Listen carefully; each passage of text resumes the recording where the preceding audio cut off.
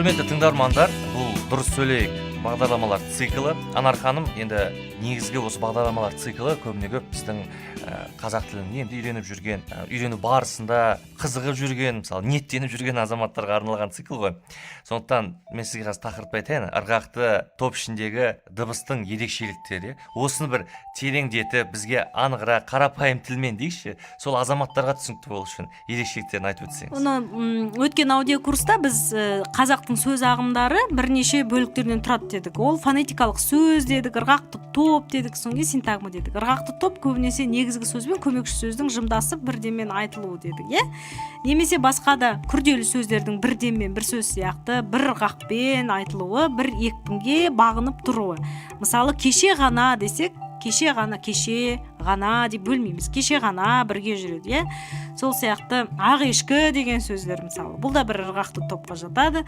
Осындай сөздердің ішіндегі бір дыбыстық ерекшеліктер болады. Ол деген сөз бірігіп тұрған сөзбен бірігіп тұрған екі сөздің ара жігіндегі дыбыстар міндетті түрде өзгеріске ұшырайды. Осыны ескеру керек.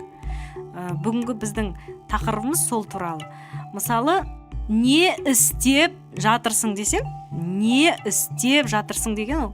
Мен әрбір сөзді жеке-жеке айтып. Не істеп жатсың? Ал енді мен ырғақты топ қылып айтсам, не істеп жатсың болады. Не істеп дегендегі дыбысы түсіп қалады. Мына осындай құбылыстар болады ырғақты топтың ішінде. Сондықтан сіз ауызша сөзіңіз қазақтың сөз сазына, ұйымдасу заңдылығына сәйкес келсін десеңіз, осындай құбылыстарды білгеніңіз абзал. Мысалы, келемін бе, барамын ба деп, тіпті кейде әншілеріміз де өстіп айтады. Ын ба деп. Мысалы, келемін бе, барамын ба. Бұл да бір ырғақты топ. Сондықтан б, м дыбыстық әсерлестік ескерілу керек те, бұның жанында тұрған н, м сияқты айтылады. Бұл ережелердің барлығын мен ойдан шығарып отырған жоқпын. Бұл қазақ тілінің заңдылықтары бойынша қазақ тілінің орфоэпиялық сөздігінде көрсетілген. Сондықтан біздің тыңдармандарымыз қазір енді біз ырғақты топ ішіндегі дыбыстық ерекшеліктерді қайдан көреміз десе, мен тағы да қазақ тілінің орфоэпиялық сөздігіне жүгініңіздер деп айтар едім. Мысалы, қазір тыңдармандарымыз үшін жақсырақ осы ырғақты топ ішіндегі дыбыстық құбылыстар түсінікті болу үшін бір сөйлемді мысалға келтірейік. Мынандай сөйлем. Соңғы кездері тың серпіліспен жұмыс істей бастаған Қазақстан ұлттық телеарнасының ұжымына көрермен қауымының дән риза екені белгілі деген сөйлемде 8 ырғақты топ бар. Ол мысалы соңғы кездері тың серпіліспен жұмыс істей бастаған Қазақстан ұлттық телеарнасының ұжымына көрермен қауымының дән риза екені. Сосын кейін белгілі деген, иә? Мысалы, бірінші ырғақты топ, соңғы кездері деген ырғақты топты алайық. Сонда сіз кездері деген сөздегі к дыбысын г қылып айтасыз, иә? Соңғы кездері дейсіз. Өйткені ана дауысты дыбыс к-ға әсер етіп тұр. Тың серпіліспен дегенде де осындай құбылыс болар еді, бірақ бұл жердегі ың мен с дыбысы бір-бірімен әсерлеспейтін дыбыстар. Жұмыс істей бастады дегендегі.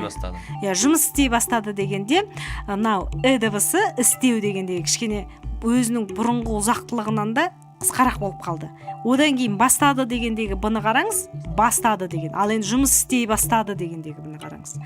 Бұл жердегі б жуысыңқы б.